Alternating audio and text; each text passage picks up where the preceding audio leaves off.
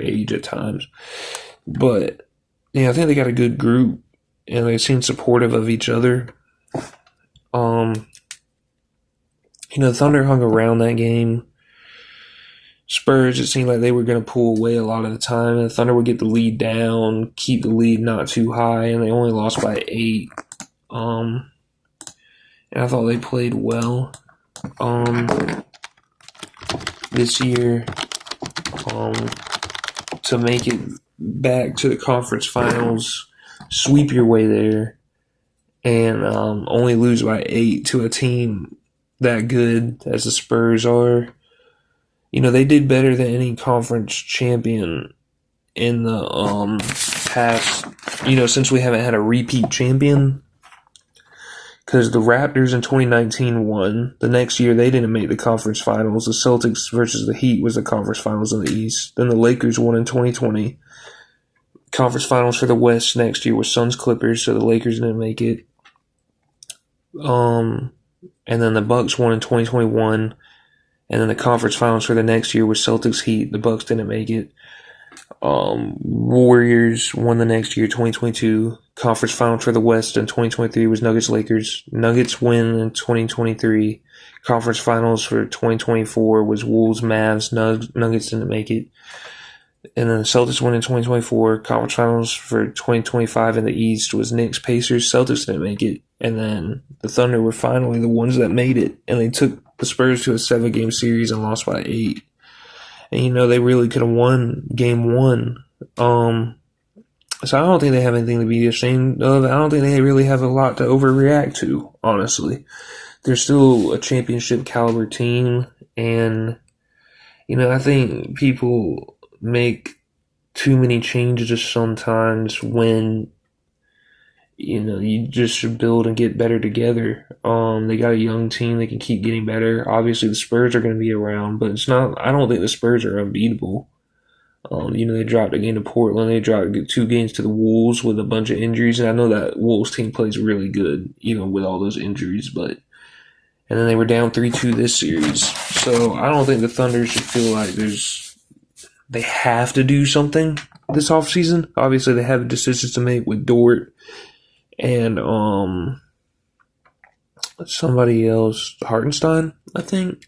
And I don't know all about the business side and the salary cap and all that stuff. So they have some decisions to make there. People are talking about should they trade Chet Holmgren, especially for Giannis. But I don't think they should panic. They're still a really good team. There were times during that series where they rose to the occasion when I thought the Spurs were the better team from the outset, and they raised their level of play. They got a bunch of tough players. The only thing they should be ashamed of is the flopping. And the games I watched, 1 through 2, 3, and 7, it was mostly Shea was the one flopping. But I know there was one game where, I think it was game 5. I heard people talk about it, and everybody was mad at how much the Thunder flopped, and it wasn't just Shea. So, and people say the league is going to have to look at that, but so maybe they should be somewhat ashamed of that. But as far as their result, going 7 games, losing by 8 to the Spurs team, being the first team in a long time to make it back to the conference finals after winning a championship, I don't think they should have much to hang their heads about. Chet Holmgren he wasn't aggressive, didn't play good. It's the same thing a lot of people say about James Harden a lot of times.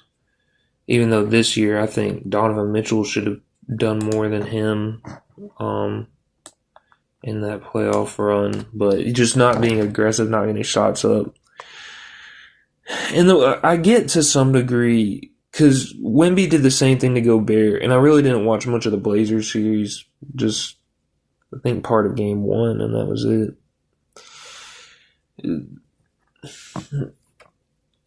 Chet did look a little scared, honestly. He did look a little hesitant on his jumpers and his movements. But even when Chet was moving normally, when he was dribbling normally, when he was aggressive, when he gets to the same spots that he gets on normal people and he's down there in the paint area and there's someone 7'5", he can't get the shot up.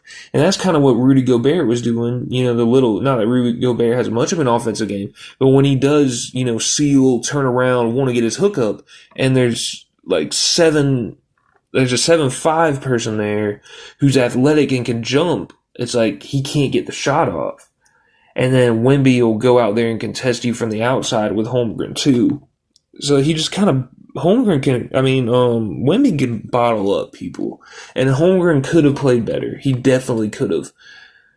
But he's just going to have to get in the lab and figure out a way to get his shot off against Wemby more. I think Hartenstein has the idea to some degree. And people talk about, Holmgren needs to get in the gym more, the weight room more. And yeah, that would help if he could bump Wemby, get him back, and get his shot off. That would help. But I think Hartenstein has the idea too, with his little floaters and his high shots. I think Wemby could arc his shot more, and a lot of people could. But a lot of guards are really good when they get in the paint and they hit that high layup off the backboard because they have to.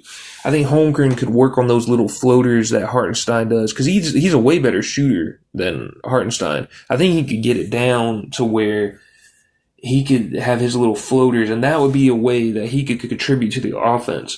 Another way is just take the open threes. Holmgren is a really, really, really good shooter. One of the best big man shooters in the league. He's a better big man shooter than the big man Jalen Williams on the Thunder. But one thing Jalen Williams will do is when you swing it to him, he'll shoot. And Holmgren should be shooting.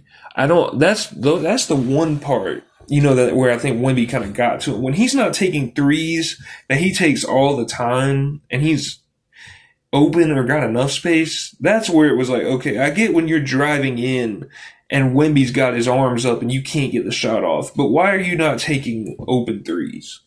That was the part where he's gotta be himself and just take the threes. I also think his struggles were a little over dramatized or made too big a deal of.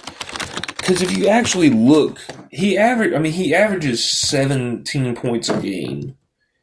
In this series, he had 4, 10, 16, 10, 14, 13, 8.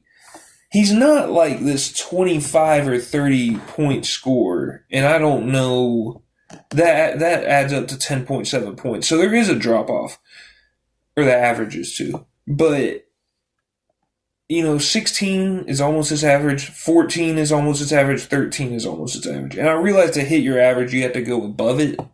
But when you're playing someone that's that tough of a defender for you, not saying he didn't play well, not saying he wasn't scared, not saying he wasn't hesitant, not aggressive enough.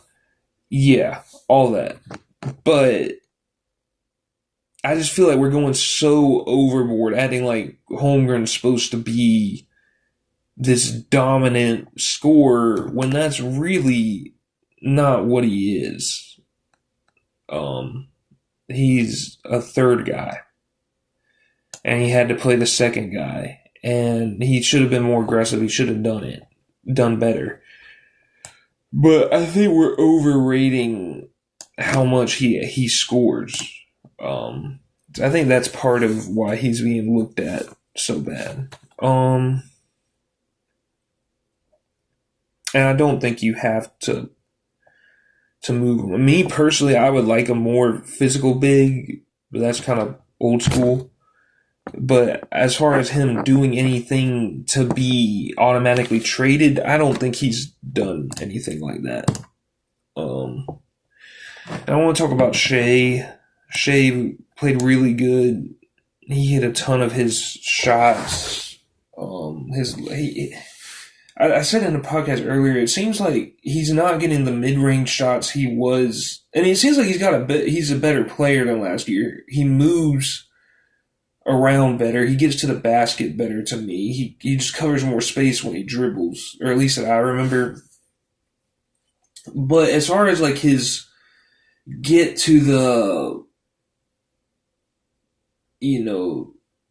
paint, snatch back to the mid-range, take the jumper. It seemed like he was getting more space on those last year. Not that he's not a better player. I think he's a better player. And he was getting closer mid-range shots last year. He's having to take deeper mid-range shots. But he's hitting them. I mean, and he's hitting threes. And, he just played amazing. 35 points, 12 for 21 from the field, 9 for 11 from the free throw line, 9 assists. He's just a really good player. And I know he got some criticism for his post-game press conferences after the game and then his end of season one. I thought it was very professional, very mature. He backed Chet.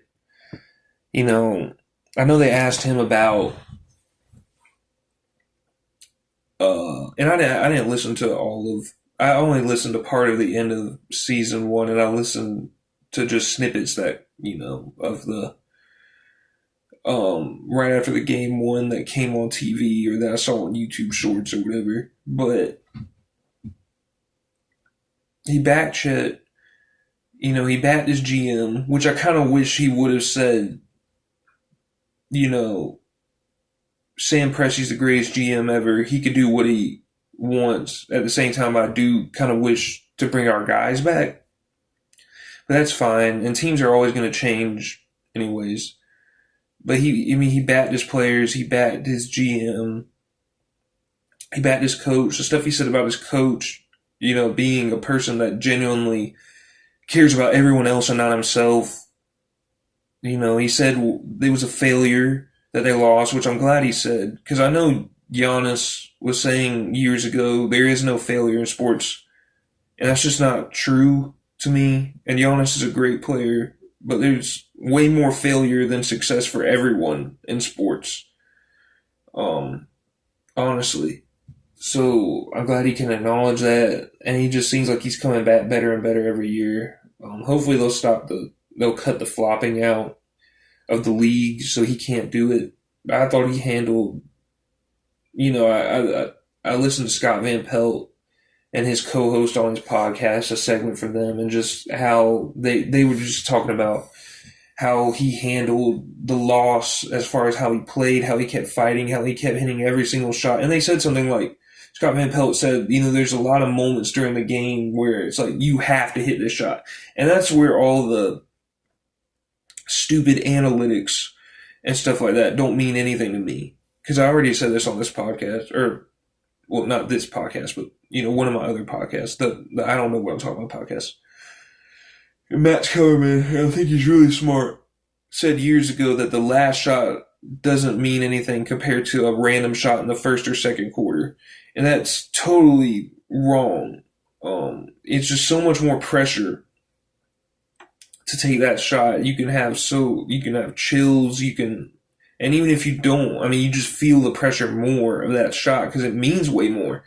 And Scott Van Pelt was talking about, during the game and during basketball games in general, there are so many shots, especially when you're down like 8 points and it's 4 minutes left. It's like you have to hit that shot.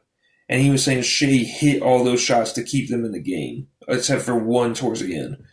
And that means something. That's why the Knicks are so good. You take their overall game, they're not better than any of the teams in the Final Four or the semifinals or whatever.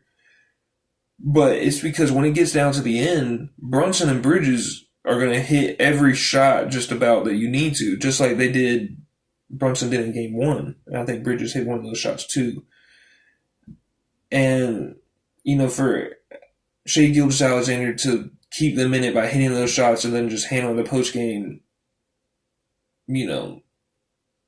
like a professional, like a man, like Scott Van Pelt said, it was great to see.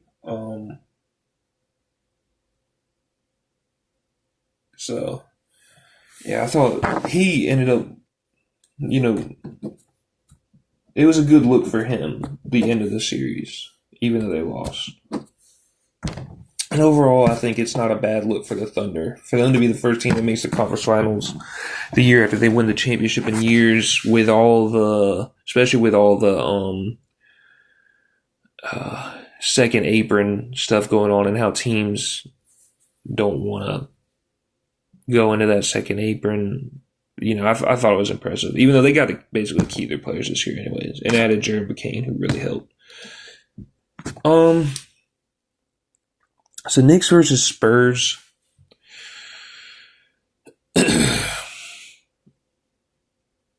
Game 1.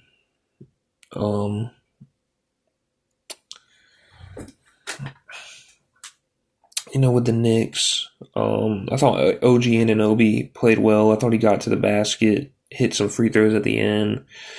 I think the Karl-Anthony Towns dynamic is really interesting because for the past 2 series, Wemby has bottled up Gobert. Gobert really couldn't do much against him when Wemby was on offense. And Holmgren was bottled up by Wemby, and they wouldn't even let Holmgren guard Wemby, which I don't understand that. I don't understand why he couldn't guard him at all. And why Jalen Williams, the guard, not the big. I think the big actually is a better matchup for Wemby than Holmgren, the Jalen Williams big, because he's more physical. But I don't understand why Jalen Williams is this player who's supposed to be able to guard bigs. I don't see that from him. I see it more from Caruso than Jalen Williams, the guard, the second best player on the Thunder. But I don't understand why Holmgren couldn't have guarded him at all. I don't understand why they never put him on Wemby at all. I mean, Wemby just had such an advantage down low with his length and his ability just to finish above Caruso and Jalen Williams. And even, I think the big Jalen Williams is a better matchup for Wemby than Holmgren, and maybe even Alex Caruso, because of Alex Caruso's ability to swipe down and create loose balls. But Holmgren's length just would have been a different look at Wemby. And maybe you're feeding Holmgren's fear by telling Holmgren you can't guard the man. Anyways, Karl-Anthony Towns is aggressive at Wemby on offense. He takes away his rim protection to some degree by he's just blowing by Wemby a lot of the times from the perimeter. And he's getting so far in the lane that Wemby doesn't have an angle to block him. Wemby's got to be better